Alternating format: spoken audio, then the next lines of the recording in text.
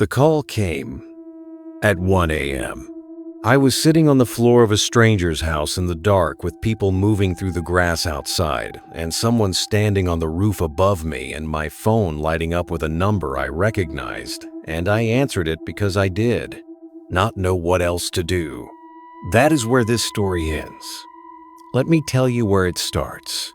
I was 21 and house sitting for extra money during college summer break. The job was exactly what it sounds like.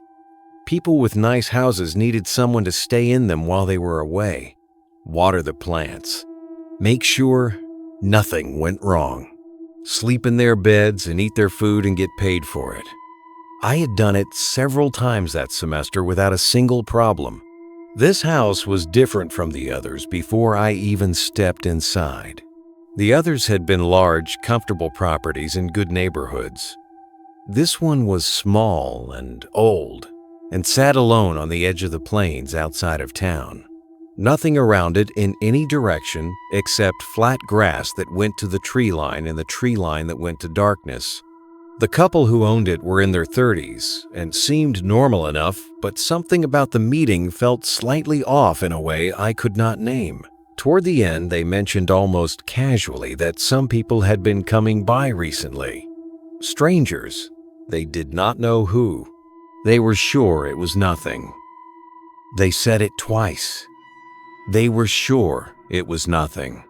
I arrived the next day after they left, and the isolation hit me immediately. No traffic sounds, no neighbor lights, no ambient noise of any kind. Just the house and the grass and the wind and the specific quality of silence that a place has when it is genuinely far from help. The first night passed without incident. I convinced myself I had been overthinking it. The second evening I was on the couch watching television when I stood up to stretch and moved the curtain aside to look at the backyard. A man was standing in the field, not walking, not approaching, standing completely still in the tall grass facing the house. I stood at the window and watched him, and he stood in the field and watched me. And after a moment, I let the curtain fall back. I looked again, and there were more of them. 3 or 4 figures spread across the field. Some of them might have been shadows from the grass moving in the wind, but some of them were not. I texted the owners. Their response stopped me cold. They told me the people would not do anything, that they never did anything, to just ignore them, that if I was nervous, I could call the police. They never did anything, as if they had watched this happen before, as if this was a known and recurring situation that they had chosen not to mention when they hired me to stay alone in their house. I checked the window again. The field was empty. For 2 hours, I stayed on the couch, checking every window at intervals I kept telling myself were reasonable. The grass stayed empty. By 1 a.m., I was exhausted from watching, and my eyes were starting to close. I got up to get water. In the hallway, I heard something above me. This house had no upstairs. There was no upstairs. The sound was on the roof. A slow, deliberate creak moving across the ceiling. Heavy footsteps, stopping directly above the front door. Then, the knock.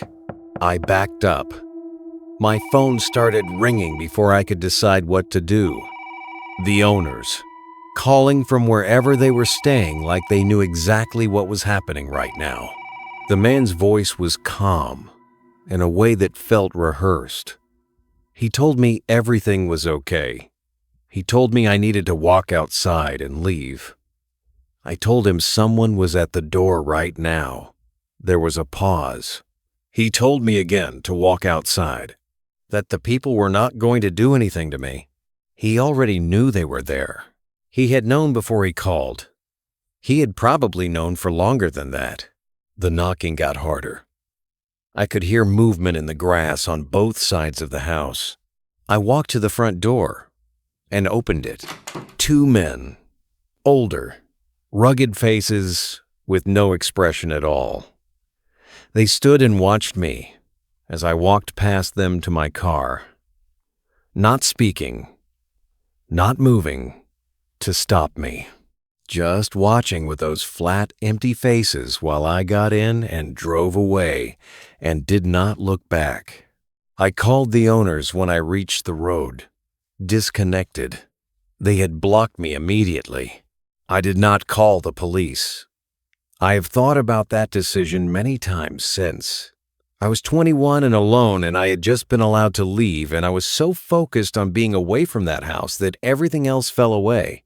I drove back to the city and sat in my car in the parking lot of my friend's building for a long time before I went inside. I do not know what was happening at that house. I do not know who those people were or what they wanted or why the owners needed someone inside when they left or what would have happened if I had stayed.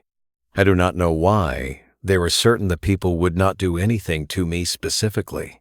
I only know they were right about that one thing, and I have spent years wondering what they were wrong about and what I walked away from not understanding. I have driven a snowplow for the city for 11 years.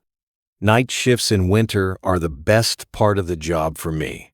Empty roads, no traffic, just the truck and the snow and the specific peaceful rhythm of clearing a path through something that would otherwise stop everything. I volunteered for nights every winter without fail. This particular night, a blizzard had come through. The kind that makes the whole city go quiet because nobody with a choice is outside. I clocked in at 10 and drove out to my assigned section. Old neighborhood on the southeast side. Narrow roads. Houses spread far apart. The kind of area where you can plow for an hour without seeing another person. I had been working for about 2 hours when I nearly drove into the back of a stopped car. It appeared out of the white 30 feet ahead of me without warning.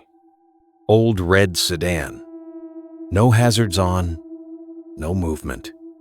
Sitting dead center in the middle of the road with nowhere for me to go around it. I stopped and waited. Nothing happened. I got out. The driver's door opened before I reached the car, and a man stepped out. The moment I saw him, I almost stopped walking. He was thin in the way that suggests something wrong rather than something natural. Hair that had not been arranged in some time. Eyes that were open too wide for someone standing in the cold at 1 a.m. in a blizzard. The specific appearance of a person whose body was present but whose mind was somewhere else entirely. I asked if he was stuck. He looked at me for a moment. Then he said something I could not hear over the wind. I asked again. He said, "Leave." I told him I was just trying to help. He raised his voice this time. The word came out of him like something he was pushing through. Leave. I went back to my truck. By the time I was inside, he was already driving away. I sat there for a minute with the engine running. Something was wrong with that man. Not wrong like a bad night. Wrong like something had broken and was not going to be repaired. I should have called it in.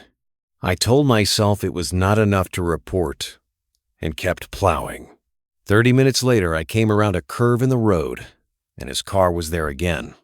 Different street, same position, center of the road, no movement.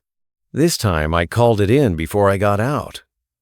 I told dispatch there was a vehicle stopped in the road for the second time and that the driver had been acting strangely. They said they would send someone. I got out to get close enough to read the plate. The car was empty. I stood in the snow beside the car in the blizzard and understood that he had gotten out somewhere and was gone. The only house on this stretch of road sat back from the street with its lights off.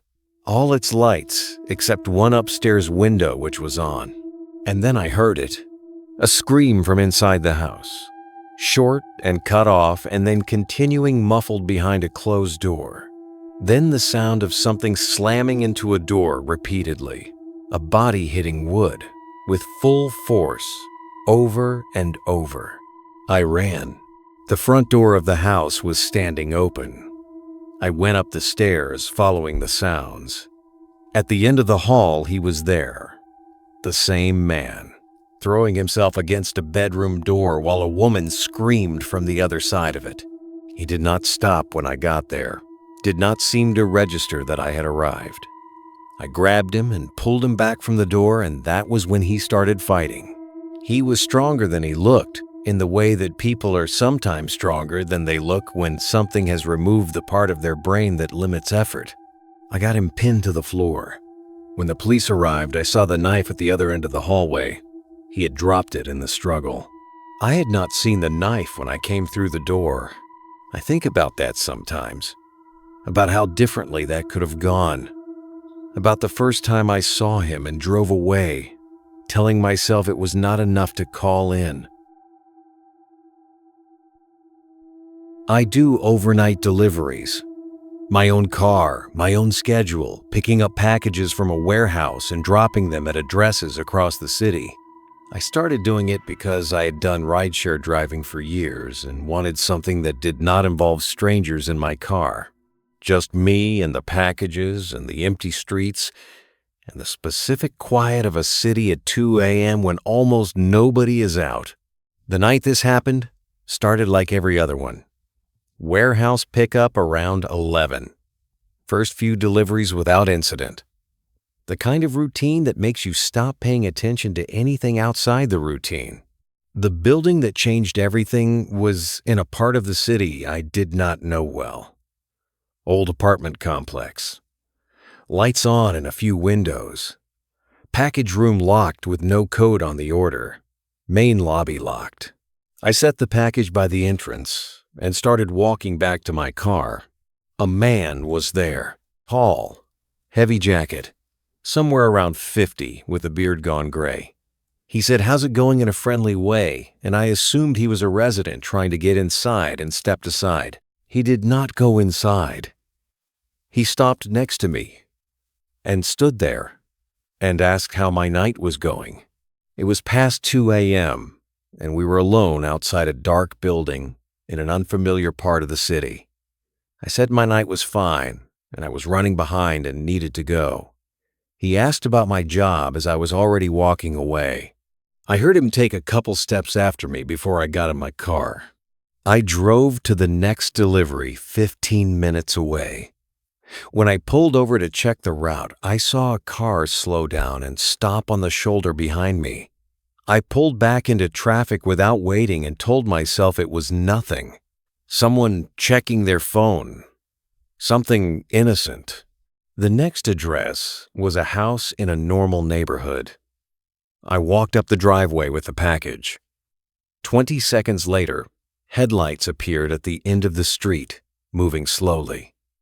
They stopped behind my car. The specific cold that moved through me in that moment was the understanding arriving all at once. Not slowly building, all at once.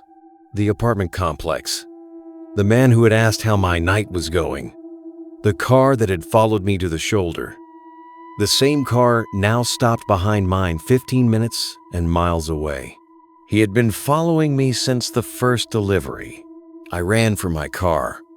He saw me running and pulled forward to block the front of mine. He got out as I got in. His face had lost whatever approximation of friendliness it had been wearing at the apartment.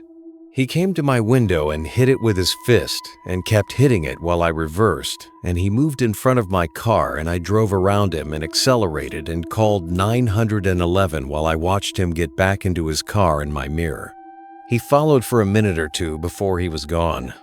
They found him the next day, still at the apartment complex, waiting on another package. He had ordered the one I delivered using a fake unit number at the building, but his real name. He used his real name. When they questioned him, they described him as someone with no coherent motive, no explanation for what he had been trying to do, no rational account of his behavior. That is the part that stays with me. Not the chase, not the fist on my window, the absence of a reason. The understanding that some people are dangerous Not because they want something specific, but because they want something they cannot name. And they recognize a target the way an animal recognizes prey, and they follow. I had been that target for 45 minutes before I knew he existed. And he had been that patient for all 45 of them.